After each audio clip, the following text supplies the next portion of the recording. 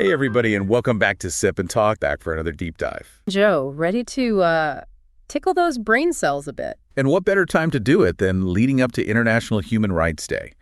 December 10th, that day dedicated to thinking about what human rights are and why they matter. Yeah, we've got a whole stack of reports and articles and all sorts of goodies to dig into. Goodies. Sounds like someone's been snacking on knowledge. Always got to stay fueled up for these deep dives, you know? True that. So, human rights. We hear this term all the time, but what's the real deal? One of our sources defines them as, well, basic rights and freedoms that everyone has just because they're human. So even people who put pineapple on pizza. But there's more to it.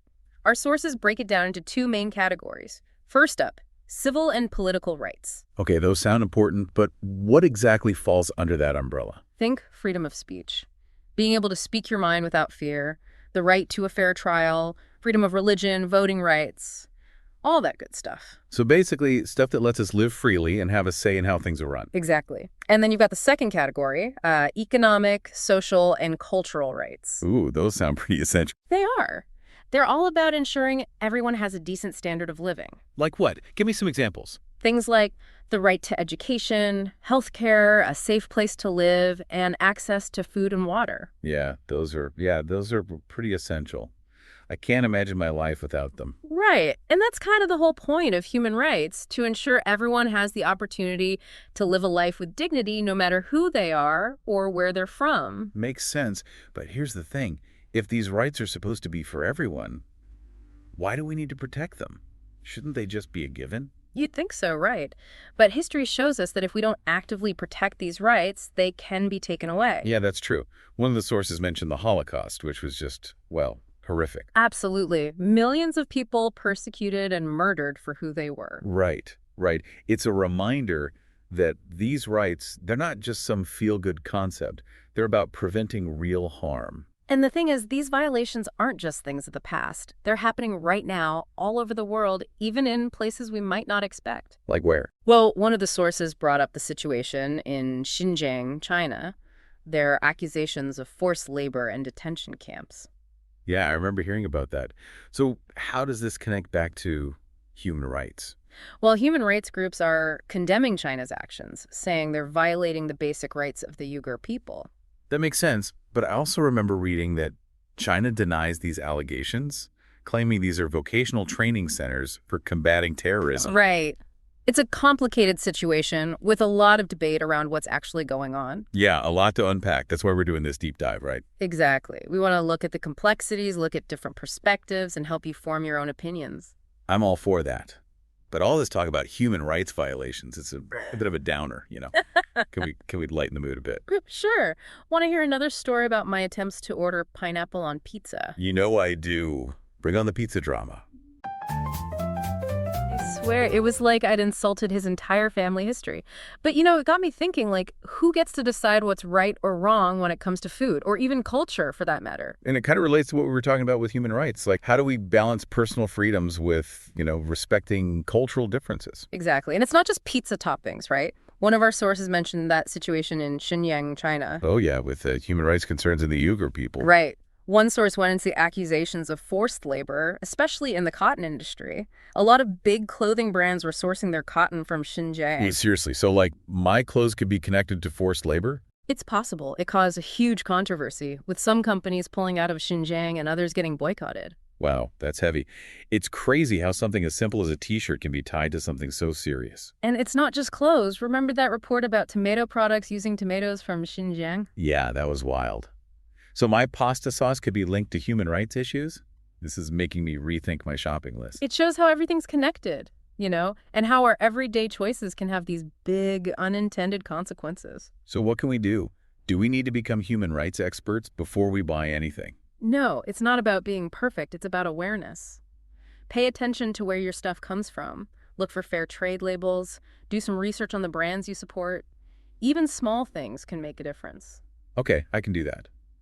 But about Xinjiang, it's all still a bit fuzzy to me.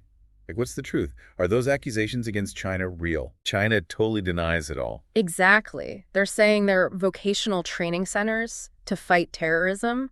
They say they're treating the Uyghurs fairly and that these accusations are political. So who we're supposed to believe? That's the big question, right? And there's no easy answer. We can't just fly over to Xinjiang and see for ourselves. We have to rely on the information out there, but we have to be critical of it too. How do we do that? Give me some tips. Think about the source. Who's giving the information? Do they have any biases? Are they a trustworthy organization? Or are they pushing some kind of agenda? Okay, so don't just accept everything at face value. Right. And look for actual evidence. Are there people who saw it happen, independent reports? Or is it just one side making claims without any backing? So be like a detective, right? Gather the clues, look at the evidence, and try to come to our own conclusions. Exactly. And remember, there might not be one single truth. These situations are messy with lots of different perspectives and gray areas. Okay, my brain is doing gymnastics right now. Yeah. But it's kind of empowering too, you know? We don't have to just believe what we're told. We can think for ourselves. That's exactly it. That's what this whole deep dive is about. We're not telling you what to think. We're helping you learn how to think for yourself. That makes me feel a lot better. Okay, before we wrap up, can we go back to this whole pineapple on pizza debate? Because I'm still not buying what your pizza guy was selling. Oh, here we go again. Round 2 of the great pizza debate. Okay, we're back for the final slice of our human rights deep dive. And we've saved the best for last. Ooh, I like the sound of that. My quest continues. Maybe it's a sign. You know, maybe some things are better left unpineappled. Maybe. But you know what? This whole pizza thing actually got me thinking about something we touched on earlier. Oh, yeah. What's that? One of the sources talked about how this idea of human rights being universal, it came about after World War II, right? Like humanity's response to the Holocaust. Right, the whole never again thing. Like, we need some basic rules for how we treat each other no matter what. Exactly. So these rights aren't just some abstract idea. They come from some pretty dark times. That's a good point. It's not just about laws. It's about preventing suffering and just basic human dignity. And get this, another source talked about how countries with good human rights records tend to have stronger economies. Wait, really? Yeah. So being good is good for business? Apparently, when people have basic rights and freedoms, they're more productive and innovative, more engaged in society. That makes sense. Yeah. But let's be real for a second. Not everyone agrees on what should be a human right. Absolutely. And our sources acknowledge that. Like, some people say this universal approach to human rights, it can clash with some cultural values and traditions. Yeah, it's like trying to cram everyone's beliefs into one tiny box. It just doesn't work. Right. So how do we respect different cultures while also making sure everyone has basic rights? It's tough. Yeah, it's a tricky balance. But those sources also said that this push for universality, it's super important for protecting people who are already marginalized. Exactly. If it's up to each culture to decide who gets what rights, the people who are already struggling, well, they could get treated even worse. So it's about making sure everyone has at least some basic protections, no matter where they live or what they believe. Right. It's about finding that balance, respecting differences, but also making sure everyone has dignity and safety. So human rights aren't just about today. They're about the future of humanity, no matter where we end up. Exactly. And on that note, folks, we've got to wrap up. Hopefully we've given you something to think about. Definitely.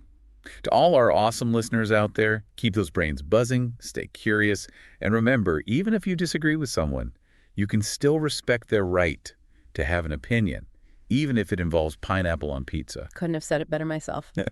Until next time, everyone, keep sipping that knowledge, and don't forget to subscribe to Sip and Talk for more deep dives.